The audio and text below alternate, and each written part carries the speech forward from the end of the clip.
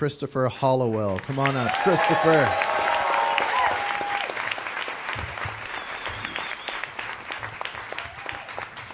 I'm tall. Yeah, okay. That's good? Okay. So I was living in Senegal, West Africa. I was in the Peace Corps, and I lived in a mud hut. And the mud hut was in a compound, was surrounded by cinder blocks, a wall. And for security purposes in these small villages, they cement broken glass bottles around the top of the compound. My compound, my family was not rich, so they couldn't do that. But they did put it over the doors of the compound. Just the doors. And when people would go out sometimes on Sunday to go to church or whatever, I would stay in my hut, and then I'd go out of the compound, and I'd go a little way, and every once in a while I would forget my keys, and I'd be like, oh shoot, and it's a 6-foot wall, and so I'm pretty tall, so I just jump and hop over. Usually not a big deal, except for the day I forgot that there was glass on top of the door, and as I jumped up and slammed my hand down on top, and jumped down and went, oh my God, that's bad. So I immediately, holding my gushing hand, ran and filled a bucket of water and stuck my hand in it, not knowing what to do. And then I grabbed my cell phone. It's hard. I should call it a walkie-talkie, but it was a cell phone that had no reso. But if I stood on top of the wall, I could get something to call the Peace Corps doctor. So I was holding my hand, got myself up, called the doctor and the emergency line that we had, and said, I've done something really bad. I cut my hand. The first thing they said, okay, just don't put it in any water. I was like, oh God. They were like, can you still move your hand? And I was like, okay, I still have movement in my pinky, so it wasn't that bad. And they were like, all right, you have to get to the nearest city, which thankfully for me was only 6 miles away. So I got on my bike. I'm a pretty good cyclist, so I rode no-handed all the way back to the city. Got to the dispensaire, and the doctor, holding my hand the whole time, got to the doctor, who then said, "Oh, cool." He spoke in Wolof, but he said, I'll bring in my nurse. Immediately, just took a shot, didn't clean it, didn't do anything, just shoved the shot in. I have never been that close to passing out in my entire life. Then he allowed a woman who I don't believe was a nurse. I think, I don't know. I think she sold chickens, but she started stitching my hand, and I don't want to know. I don't know if it's a slip knot or what, but they were all different, and then we finished. And so I was no longer bleeding. I had my hand, and I called the Peace Corps, and they said, all right, now you just have to get to the Capitol so we can really check it out, make sure there's nothing wrong with it.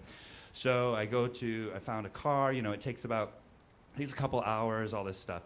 I get down, get to the nurse. This is a whole day later. The doctor wasn't in country that day. So the American nurses there, they looked at my hand, and they couldn't figure out how to take the stitches out because of the way it was done. And the word they used was, oh my God, you have a Frankenstein hand. To which I said, okay, can you fix it?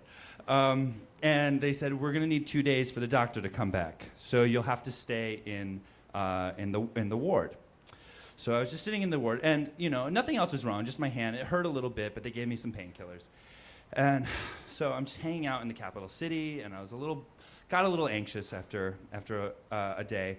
I had one more day before the doctor came, and I heard about an open ocean swim from Dakar to Gorée, and I thought, oh, if I put a surgical glove on, I could probably swim the 5K to the island, even though I don't really swim that well.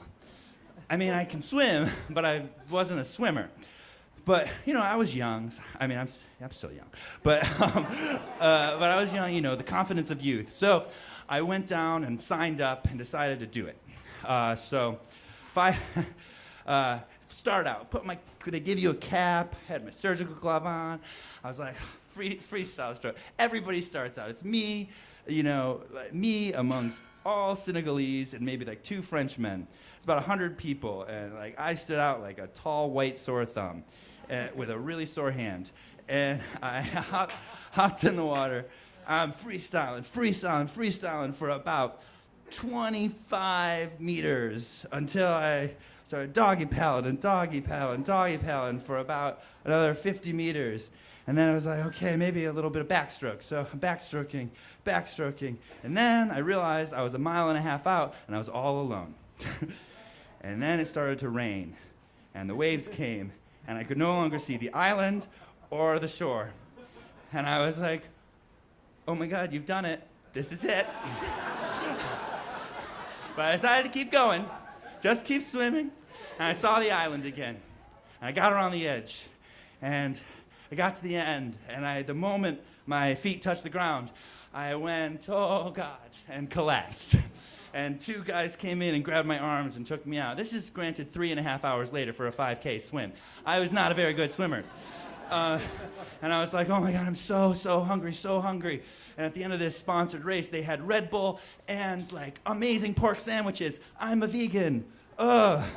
But at the top of this mountain, at the top of this island, there was a woman who I knew because I'd been there once before who sold bean sandwiches. So I hiked up this mountain to this woman who had a bean sandwich, and I said, I want double beans. And I paid her my 50 seifa. And I bit into that sandwich with tears running down my face and said, I did it. I made it. I need to fix my hand. Thank you.